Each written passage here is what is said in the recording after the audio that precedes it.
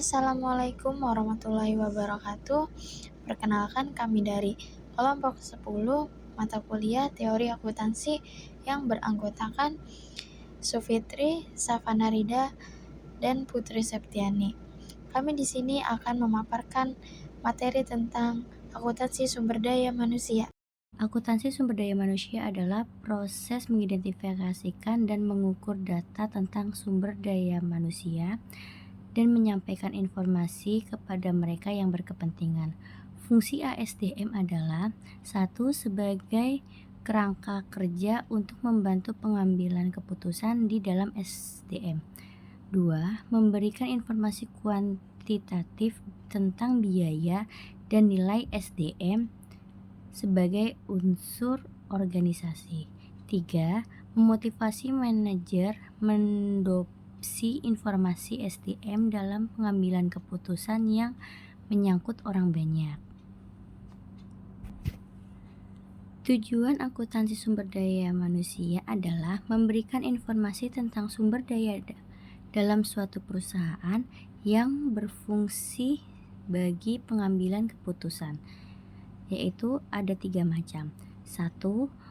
Untuk melengkapi informasi tentang nilai SDM untuk digunakan dalam proses pengambilan keputusan tentang perolehan, alokasi, pengembangan, pemeliharaan agar tercapai efektivitas tujuan organisasi. 2. Untuk memberikan informasi kepada manajer personali agar dia dapat secara efektif memonitor dan menggunakan SDM. 3. Membantu pengembangan prinsip manajemen dengan menjelaskan akibat keuangan dari berbagai praktik ASDM. Manajemen akuntansi sumber daya manusia. Akuntansi sumber daya manusia memberikan informasi kuantitatif maupun kualitatif kepada manajemen mengenai pemenuhan, pengembangan, pengalokasian, kapitalisasi, evaluasi, dan penghargaan atas sumber daya manusia. Dalam kaitan inilah diperlukan pengukuran mengenai biaya dan nilai sumber daya manusia. Next, pengukuran nilai akuntansi sumber daya manusia. Sebagaimana aktiva fisik, individu atau grup dapat memberikan nilai, yaitu kemampuan mereka untuk memberikan jasa ekonomi di masa yang akan datang. Namun, kalau dipakai definisi aset yang berlaku saat ini di dalam akuntansi, aset seperti ini dinilai tidak dapat digolongkan sebagai aset karena perusahaan tidak dapat mengontrol pada kepemilikannya. Untuk ini dikenal sebagai Human Resources Value Theory. Dalam hal ini dikenal dua teori, yaitu yang pertama, Flamholtz Theory, dan yang kedua, Likert and Bowers Theory. Next, biaya sumber daya manusia. Biaya sumber daya manusia ada dua. Yang pertama, Human Resource Cost Model dan Human Resource Value Model. Ya, selanjutnya ada jenis-jenis biaya. Jenis biaya ada dua. Yang pertama, acquisition cost, yaitu semua pengorbanan yang harus dikeluarkan untuk mendapatkan pegawai baru atau pejabat baru di dalam perusahaan ya.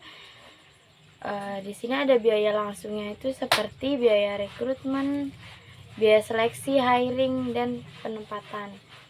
Kalau biaya tidak langsungnya itu seperti biaya promosi dari dalam perusahaan. Yang kedua, ada learning cost, yaitu biaya yang dikeluarkan untuk melatih pegawai sampai memiliki kualitas yang diharapkan untuk menduduki jabatannya tersebut. Ada biaya langsungnya seperti biaya training, biaya orientasi, biaya on the job training. Sementara juga ada biaya tidak langsungnya, seperti kerugian yang ditimbulkan atas berkurangnya produktivitas selama pelatihan. Kemudian ada keuntungan akuntansi sumber daya manusia bagi perusahaan. Di antaranya yang pertama, Metode ini dapat digunakan untuk kegiatan budget biaya pegawai. Yang kedua, dapat digunakan untuk strategis planning perusahaan secara menyeluruh. Dan yang ketiga, dapat membantu dalam fungsi kontrol.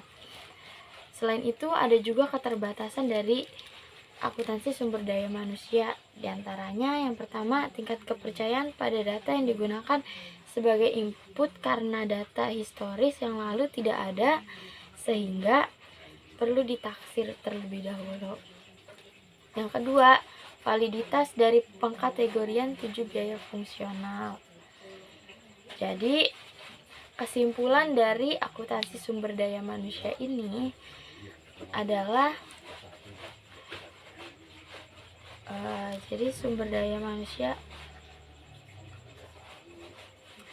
akuntansi sumber daya manusia ini sangat bermanfaat sekali bagi perusahaan, seperti membantu para manajer perusahaan dalam mengukur tingkat efektivitas dan efisiensi sumber daya manusia. Sekian, wassalamualaikum warahmatullahi wabarakatuh.